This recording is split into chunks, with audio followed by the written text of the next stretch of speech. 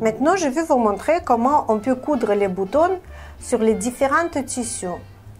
Parce que ça dépend des tissus, si le bouton va bien se tenir ou pas trop. Par exemple, sur le tissu en lin, vous voyez, il y a la texture, il y a plein de petits trous entre les fils.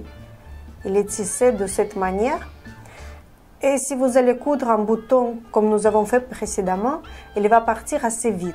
Il va déchirer le tissu et vous allez avoir un trou en plus. Pour éviter ça, je vous explique le secret. Il faut prendre un bouton et pour ne pas coudre comme nous avons fait tout à l'heure, pour ne pas avoir les trous, nous allons retourner et nous allons mettre deuxième bouton plus petit à l'envers. Plus petit pour qu'on ne voit pas à travers. Si le bouton il sera beaucoup plus gros, ça va se voir. Donc on prend plus petit bouton avec quantité de trous comme dans notre bouton qui sera apparu à l'endroit. Et nous allons les coudre deux boutons ensemble. Il faut trouver les trous en même temps. Même l'aiguille elle tombe si facilement de ce tissu.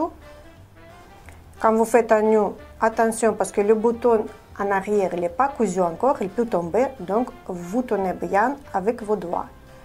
Et nous allons trouver le deuxième trou dans le petit bouton à l'envers.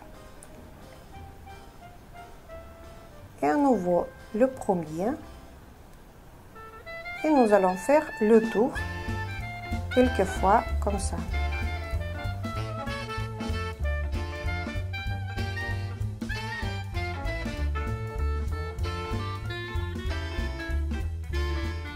Maintenant, nous allons repiquer dans ce petit trou, mais en revenant sous le bouton de l'autre côté.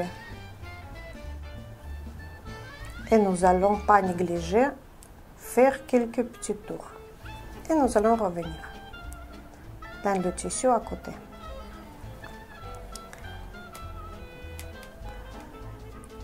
Maintenant, vous avez vu comment il faut coudre le bouton dans le tissu en lin. Même si vous forcez trop sur le bouton, vous n'allez pas déchirer le tissu ni le modifier.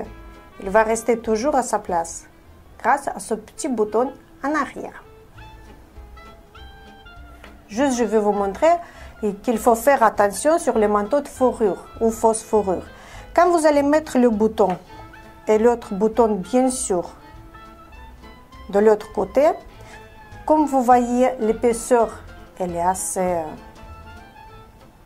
présentée ici, nous devrons mettre un coton-tige ou un cure-dent entre les deux trous chaque fois pour coudre, pour avoir l'épaisseur à peu près dans la tige de bouton. Parce que si vous allez fermer ce bouton dans la boutonnière, vous allez avoir quand même une couche de tissu assez épaisse où le bouton devra rentrer. Donc, n'oubliez pas de mettre un coton-tige ou un cure-dent. Deuxième conseil, on ne va pas coudre maintenant parce que c'est la même manière comme nous avons fait pour le tissu en lin. Juste quand vous allez appuyer pour coudre le bouton, il ne faut pas le bouger. Parce que si vous allez bouger, vous pouvez bouger toutes les fibres à côté.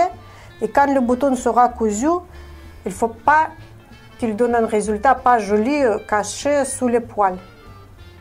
Donc il faut bien balayer avec le doigt les poils, mettre le bouton et tenir sans le bouger.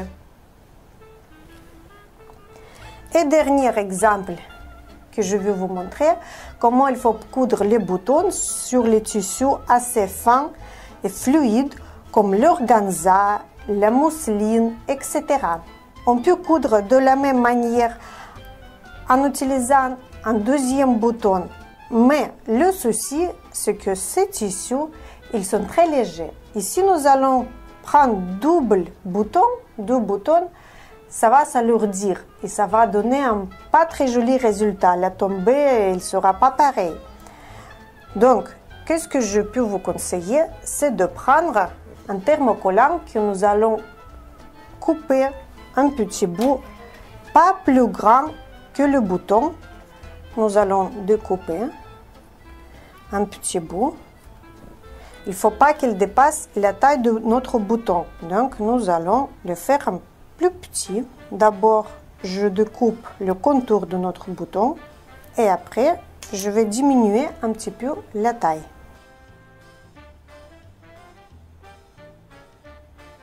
Maintenant, nous voyons si nous allons mettre le bouton sur le thermocollant de cette taille, on ne va pas voir le thermocollant. C'est bien ça le but du jeu. Maintenant, avant de coudre le bouton, nous allons prendre notre tissu, nous allons mettre à l'envers et nous allons coller le thermocollant à l'endroit où il nous faudra mettre le bouton. Maintenant, nous allons repasser notre petit thermocollant sur l'organza. Je vais prendre pâte mouille et je vais mettre par-dessus pour ne pas brûler le tissu. Et je vais appuyer au fur et à mesure plus fortement,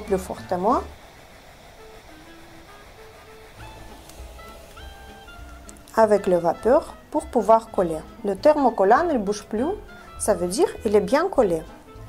Et il ne reste qu'à coudre le bouton. Ça c'est l'envers et ça c'est devant.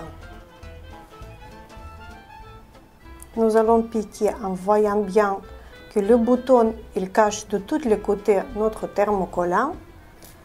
Nous allons prendre l'aiguille comme d'habitude et c'est parti.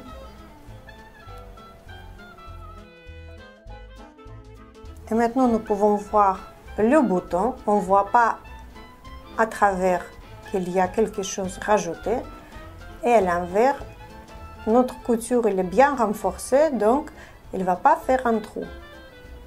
Quand nous allons tirer le bouton, nous n'allons pas faire le trou dans le tissu. Et voilà toute l'histoire des boutons.